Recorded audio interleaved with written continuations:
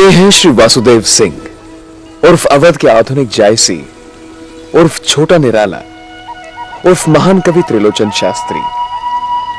पर इन्हें ढूंढ पाना बहुत कठिन काम है।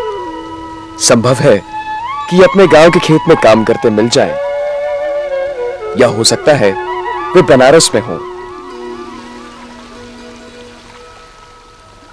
या इससे दूर गोवा के समंदर के किनारे हों, या रेल की पटरी के साथ जा रहे हों। वो कहीं भी हो सकते हैं।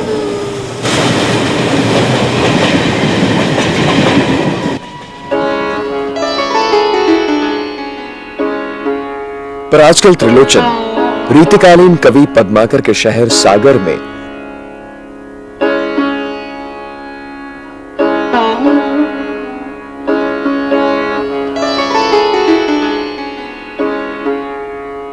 मुक्तिबोध सृजन पीठ के अध्यक्ष पद पर आसीन हैं। त्रिलोचन 80 को पार कर चुके हैं, इसलिए बचपन से यौवन और यौवन से वर्तमान तक के अनुभव का लंबा सफर बाद के साहित्यकारों के लिए प्रेरणा के स्रोत बनेंगे। आज मैं अकेला हूं, अकेले रहा नहीं जाता।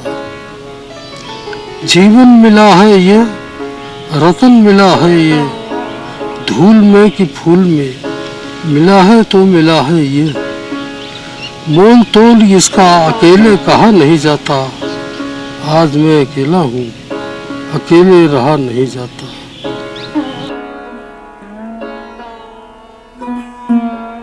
यादों का एक मोहक झटका उन्हें अपने अद्भुत बचपन में ले जाता है।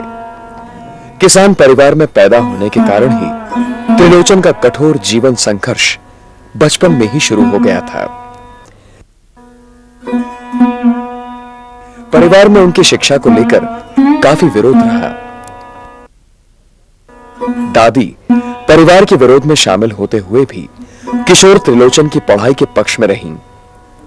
दादी, जिन्हें वो बुआ कहते थे, आधुनिकता की पक्षधर थीं।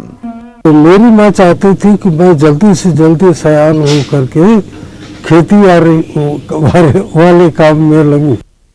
मेरी उम्र पढ़ने की थोड़ी मानी जाती थी। असल में हमारे यहाँ चरवाहे लड़ जाते थे कभी पढ़ने वालों से। 3 मील का रास्ता अकेले तय करता था रोज। हमारे यहाँ एक छोटा सा ताल था जिसमें जाना पड़ता था, पानी यहाँ तक आ जाता था हमारे, तो अपना बस्ता ऊपर ताने हुए नंगा होकर मैं जाता था, ताल पार करता था। अवध क्षेत्र में शादी 9 साल में ही हो जाती थी।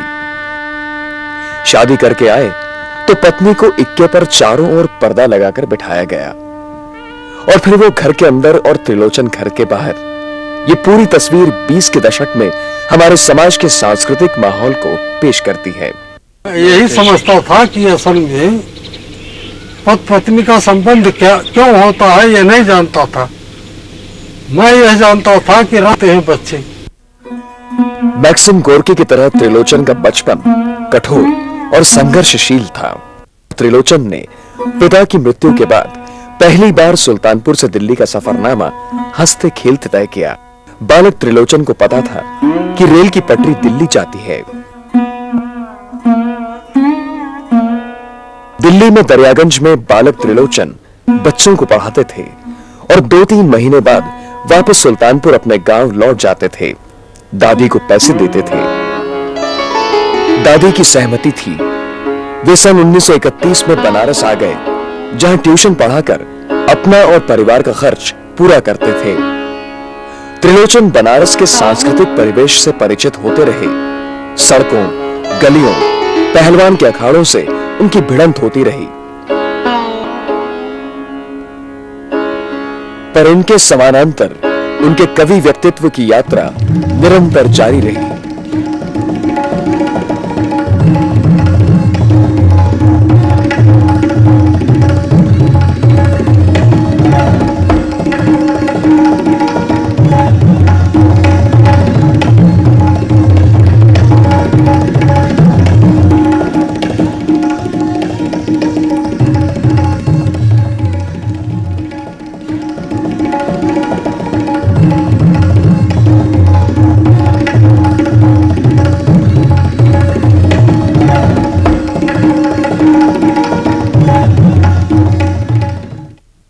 दीवारें दीवारें दीवारें दीवारें चारों ओर खड़ी हैं। तुम चुपचाप खड़े हो हाथ धरे छाती पर, मानो वहीं गड़े हो। मुक्ति चाहते हो तो आओ, धक्के मारे और ढहा दें। 47 से लेकर के मेरा ख्याल है कि 1953 तक तो प्रातःकाल गंगा स्नान करने के लिए जब साथ जाते थे, एक ही घाट पर और तैरते थे, ये प्रतीकात्मक हो सकता है कि त्रिलोचन जी के साथ मैंने गंगा पार किया और साहित्य के गंगा भी उनके साथ मैंने पार की है। इसलिए हम लोग साथ साथ तैरते रहे हैं, चाहे काशी के गंगा हो, चाहे हिंदी के गंगा हो। अनेक संस्मरण त्रिलोचन जी के हैं। अक्सर हुआ है कि मेस में खाना नहीं मिला तो त्रिलोचन जी के साथ उन्हीं के हाथ का बनाया हुआ, उनके हाथ की रोटियां खाई है कई बार। और वो रात भूखी नहीं बीती त्रिलोचन जी की वजह से। दशाश्वमेध घाट पर गंगा की धारा है। तट पर जल के ऊपर ऊंचे भवन खड़े हैं। विपुल गुहा कक्षी जो क्षुद्र पहाड़ गड़े हैं। बिजली जली ज्योति से भग्न तिमिरकारा है। तोड़ मारते जल प्रवाह का स्वर न्यारा है। जल पर पीपल की शाखा के छत्र पड़े हैं। दल दल के तम से बिजली के स्रोत लड़े हैं।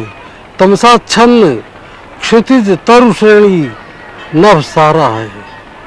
रर्रे बैठे काली सड़क दाहिने बाएं। जल को छूते तख्ते, तख्तों पर सैलानी जमे हुए हैं।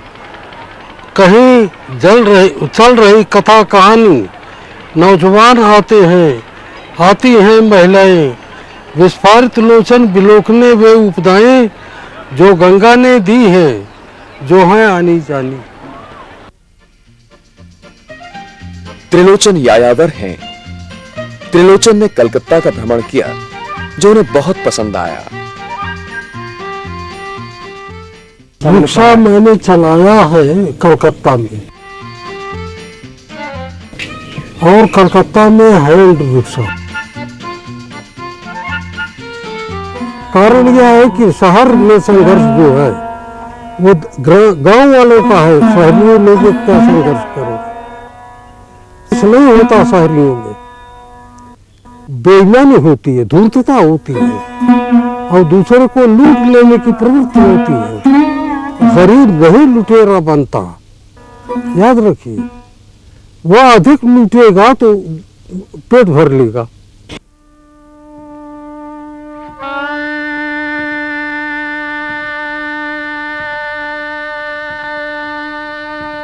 त्रिलोचन के जहन में कलकत्ता एक दूर देश की तरह है, मानो परियों का देश हो। 1945 के आसपास ग्रामीणों के लिए तो कलकत्ता वास्तव में परी के देश जैसा ही था। मैंने कहा कि चंपा पढ़ लेना अच्छा है, ब्याह तुम्हारा होगा, तुम गौने जाओगी। कुछ दिन बालम संग साथरा चला जाएगा जब कलकत्ता। बड़ी दूर है वो कलकत्ता। कैसे उसे संदेशा दोगी, कैसे उसके पत्र पढ़ोगी। चंपा पढ़ लेना अच्छा है। चंपा बोली, तुम कितने झूठे हो देखा।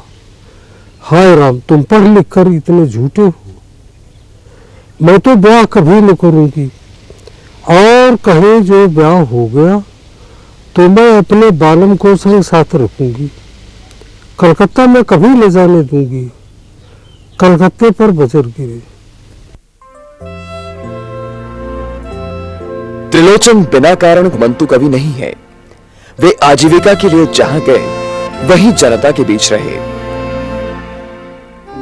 आज जनवार्ता, समाज, प्रदीप, चित्ररेखा, हंस और कहानी आदि पत्र पत्रिकाओं में सह संपादक रहे। इन्होंने काशी नागरी प्रचारणी सभा में भी काम किया। 1970 से 1984 तक दिल्ली विश्वविद्यालय की हिंदी उर्दू कोश परियोजना में कार्य किया। विदेशी छात्रों को हिंदी पढ़ाया। 1985 सागर विश्वविद्यालय की मुक्तिबोध सृजन पीठ के अध्यक्ष पद पर बने हुए हैं। त्रिलोचन में अद्भुत जीवन शक्ति है। इतनी यात्राएं, इतना सारा काम और इनके समानांतर त्रिलोचनी कविताओं की अनंत गंगा धाराएं उनकी काव्य गंगा में समाकर व्यापक हो गईं। चल रही हवा धीरे धीरे, सीरी सीरी, उड़ रहे गगन में झीले झीले खजरारे चंचल बादल, छिपते दिखते जब तक तारे उज्जवल झलमल, चांदनी चमकती है, गंगा बहती जाती है।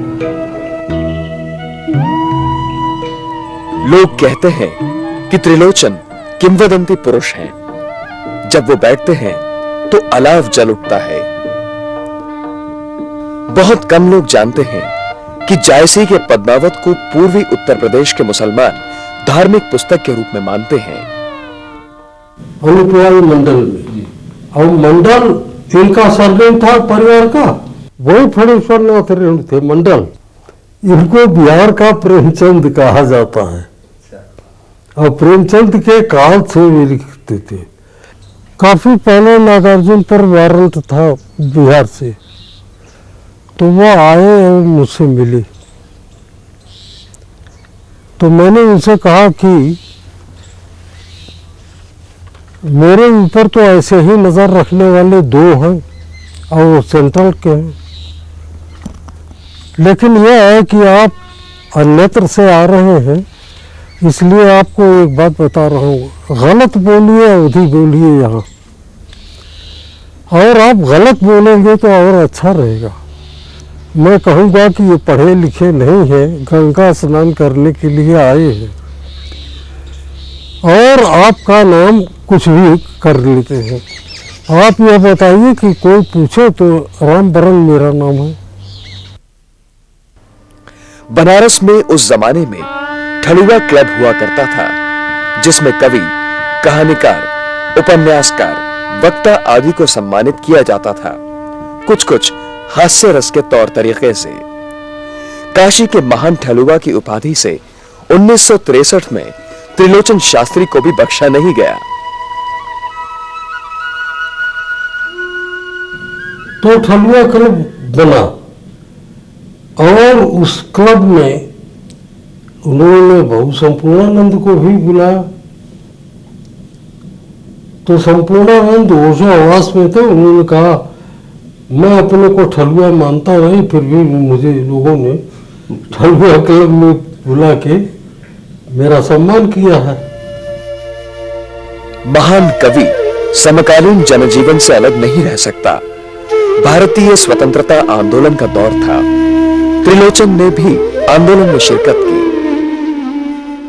42 में जो आंदोलन चला था, उसी आंदोलन के सिलसिले में मैं पकड़ा गया था, लेकिन मैंने जेल का अपने जाने का अपने परिचय में कहीं तो दिया नहीं। स्वतंत्रता का कितना मान है, मुझको अब इसका अनुमान है। सामने वह पिंजरे में तोता है, उसे देख दर्द आज होता है।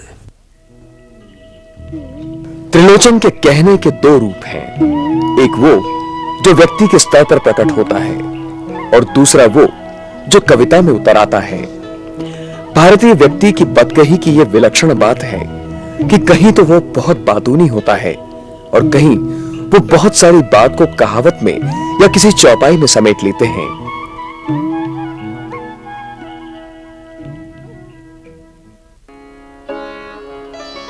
धरती 1945, 1977, गुलाब और बुलबुल 1956, दिगंत 1957, ताप के ताए हुए दिन 1980, शब्द 1980, उस जनपद का कवि हूं 1981, अर्धान 1983, अनकहनी भी कुछ कहती है 1985, फूल नाम है एक 1985, तुम्हें सौंपता हूं 1985, प्रतिनिधि कविताएं त्रिलोचन 1985, देशकाल कहानी संग्रह 1986, सबका अपना आकाश 1987, चैती 1987, अमोला 1990, रोजनामचा डायरी 1993। 35 से 40 तक पूरा संग्रह मेरा है 125 सॉनेट का। वह अभी तक किताब में भी नहीं छपा है। उसने तो झूठे ठाट बाट बांधे हैं, चीज किराए की है। स्पेंसर, सिडनी, शेक्सपियर, मिल्टन की वाणी, वर्ड्सवर्थ, कीट्स की अनवरत प्रिय कल्याणी स्वर धारा है। उसने नई चीज क्या दी है? सॉनेट से मजाक भी उसने खूब किया है, जहां तहां कुछ रंग व्यंग्य का छिड़क दिया है।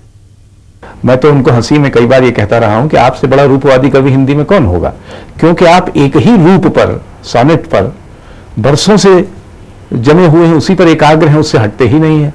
तो किसी और कवि को मैं नहीं जानता जिसने इतने वर्षों तक अपनी कविता के इतने सोपानों को एक ही रूप से पार किया हो। लेकिन उस रूप में उन्होंने किया क्या है?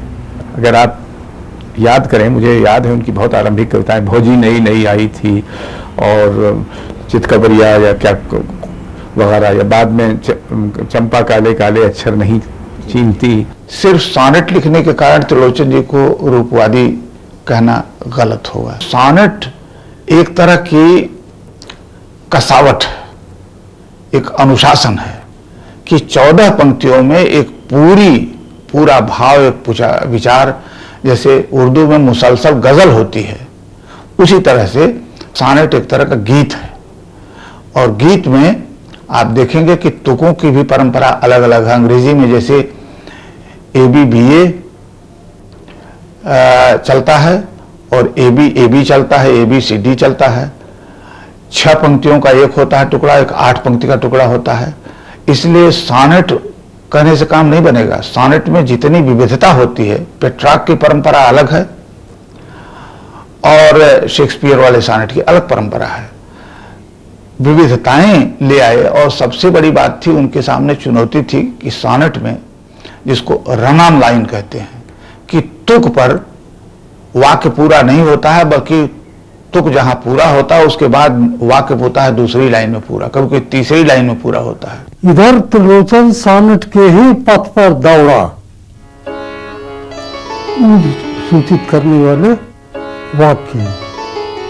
इधर त्रिलोचन सॉनेट के ही पथ पर दौड़ा, सॉनेट सॉनेट सॉनेट सॉनेट। क्या कर डाला ये उसने भी, अजब तमाशा। आधुनिकता के सारे प्रचलित मापदंडों को अस्वीकार करते हुए भी वे आधुनिक हैं। त्रिलोचन की कविताएं पूर्वी उत्तर प्रदेश के एक विशिष्ट जनपद से अनुप्राणित हैं। उस जनपद का कवि हूं। पूर्वी गांव के भावबोध में इटली का सॉनेट आकर विशुद्ध जनपदीय हो जाता है। दरअसल वे आज की हिंदी कविता में उस धारा का प्रतिनिधित्व करते हैं जो आधुनिकता के सारे शोर शराबे के बीच हिंदी भाषा और हिंदी जाति की चेतना की गहरी जड़ों को सींचती है और चुपचाप बहती रहती है। दरअसल त्रिलोचन जी को शुद्ध रूप से समकालीनता के घेरे में नहीं बांधा जा सकता। उनकी कविता ज़्यादा दूर तक फैली हुई है। बहुत लंबे समय से वो कविता लिखते रहे हैं और जहाँ तक मुझे ध्यान मेरा जाता है कि उन्होंने 30 के बाद, यानी 32, 33, 34 के आसपास शायद लिखना शुरू किया होगा। तो इतने लंबे काल विस्तार में जिसकी रचनाशीलता फैली हो, उसको आप समकालीनता में बांधना चाहेंगे तो कठिनाई पैदा होगी। मुझे लगता है कि अगर तो सारूप में कहा जाए तो 2 प्रवृत्तियां ऐसी रही हैं जिनमें कहीं उनको तलाशना होगा। एक तो वो प्रवृत्ति थी जो प्रयोगवाद और नई कविता के साथ हिंदी में आई और जो पश्चिम से बहुत कुछ सीखती हुई। कवियों की पहचान बनने में थोड़ा काल भेद है, क्रमशः बना है। और ये भी सही है कि त्रिलोचन का काफ़ी धीरे धीरे बना है और बाद में बना है। इसके कई सारे कारण हैं। अजब बात है कि जो प्रगतिशील कविता का दौर था, उस दौर में भी त्रिलोचन उतने लोकप्रिय नहीं थे, नहीं जाने जाते थे। बल्कि आश्चर्यजनक ये है कि त्रिलोचन की पहचान बनी है नई कविता के समानांतर, उसके बरक्स, बल्कि मैं कहूँ कि शायद उसके प्रतिपक्ष के रूप में उनका एक इमेज बना है।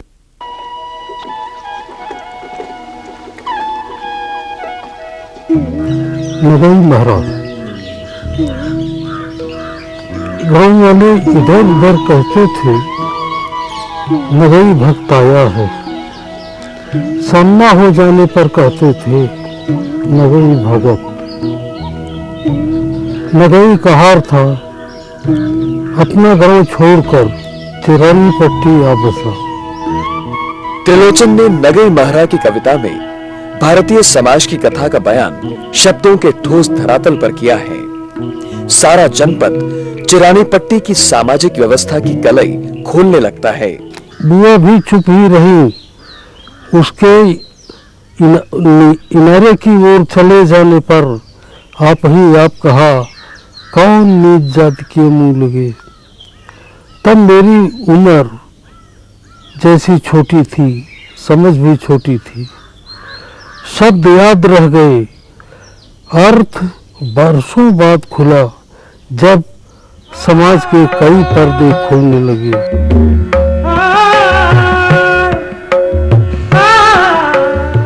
दूसरी बात यह, वो मुझसे रामचरित मानस का कोई पोर्शन कहता था कि मैं पढ़ूं। यह उसकी आदत थी, बाकी लोगों में यह कम पाया। इसलिए नगई आज भी याद आता है मुझे, और नगई जैसा और कोई चरित्र तो यहाँ मिला नहीं। काशी का जुल्हा, ब्राह्मण को तुकारने वाला वो काशी का जुल्हा जो अपने घर नित्य सूत तनता था, लोगों की नंगई ढांकता था। चूंकि अवधि में बहुत रचे बसे हैं त्रिलोचन जी, अवध के जीवन, अवध के लोग, गांव के, उनको लगा कि हमको अवधि में कविता लिखनी चाहिए। त्रिलोचन जी से की प्रेरणा से कई भाषाएं जानते हैं त्रिलोचन जी। इन्हीं की प्रेरणा से मैंने बांग्ला सीखी, उर्दू थोड़ी थोड़ी पहले से जानता था, उर्दू साहित्य में गति हुई। संस्कृत भी जो कहते हैं याद हो जाता था संस्कृत का। यही फारसी में मेरा रहा। उर्दू में तेज निकलने से मौलवी ने मेहरबानी करके कहा कि मुझसे फारसी पढ़ो, तो उर्दू में तुम्हारा वक्त ज़ाय होगा। तो मैंने कहा ठीक है। मैंने कहा कि मैं अपनी दादी से पूछूंगा, अगर वो फारसी पढ़ने को कहेगी तो मैं पढ़ूंगा। त्रिलोचन दो टूक शब्दों में कह देते हैं। भावुकता नहीं है हिंदी भाषियों में, इसीलिए आप बंगला के उपन्यास पढ़िए, वैसे कैरेक्टर आपको बंगाल के बाहर नहीं मिलेंगे, अब बंगाल में मिल ही जाएंगे। त्रिलोचन ने तुलसीदास और निराला से भाषा सीखी। गालिब का कहना है कि आसान लैंग्वेज देना अपने आप में कोई उपलब्धि नहीं है। कविता आसान हो, ऊंची हो, यह गालिब का मत था। जैसे गालिब का एक वो है, दर्द मन्नत कसे दवा न हुआ, मैं ना अच्छा हुआ बुरा न हुआ। तो गालिब का मिजाज कहाँ सबको मिलता है। संस्कृत में स्वभाव का कोई कवि नहीं, हिंदी में केवल निराला है। विचारधारा में मैं ज्यादा करीब था रामविलास के। बचपन से लेकर आज तक त्रिलोचन जहां बैठते, जहां जाते, निराला की कविताओं का पाठ अवश्य करते। कहा जो न कहो नित्य नूतन, प्राण अपने गान रच रच दो। विश्व सीमाहीन बाधती जाती मुझे कर कर व्यथा से दीन। कर रही हो दुख की विधि, यो तुम्हें ला दी नई निधि। विहग के वे पंख बदले किया जल का मीन। मुक्त अंबर गया अब हो जलधि, जीवन को कहा जो न कहो। बेहद दिलचस्प इंसान है त्रिलोचन। भारतीय राजनीति, दर्शन और धर्म का ज्ञान उनसे निकलकर एक नई दुनिया की संभावना की ओर संकेत देता है। कम्युनिस्ट पार्टी के साथ, उसके पहले मैं सशस्त्र क्रांतिकारियों के साथ रहा हूँ बहुत बचपन से। जो समाजवाद के समर्थक थे, और इनका समाजवाद जो था मार्क्सवाद से उतना परिचित तो नहीं था। आपके यहाँ साहित्य ही नहीं था उतना, जो साहित्य था वो उपन्यास के रूप में था। मैंने मार्क्सवाद को लोगों ने जाना मगर उपन्यास जो गोरकी का है उसके द्वारा, और इसमें संदेह नहीं कि कम्युनिस्ट आंदोलन भी मजबूत हुआ रूस में मदर उपन्यास से। त्रिलोचन जनता के कवि हैं। 1981 में साहित्य अकादमी पुरस्कार, 84 में उत्तर प्रदेश हिंदी संस्थान द्वारा सम्मान पुरस्कार, 1990 में मध्य प्रदेश का मैथिली शरण गुप्त सम्मान, 1990 में हिंदी अकादमी का शलाका सम्मान, और अचानक त्रिलोचन सुर्खियों में। भीख मांगते उसी त्रिलोचन को देखा कल, जिसको समझे था है तो है ये फौलादी। त्रिलोचन के काव्य जगत की यात्रा जारी रहेगी। किंवदंतियां, गजलें, रुबाइयों की चर्चा होती रहेंगी। आस्था और विश्वास के कवि त्रिलोचन जनता से प्यार करते हुए आगे बढ़ते रहेंगे। त्रिलोचन और भी अलाव को रोशन करते रहेंगे।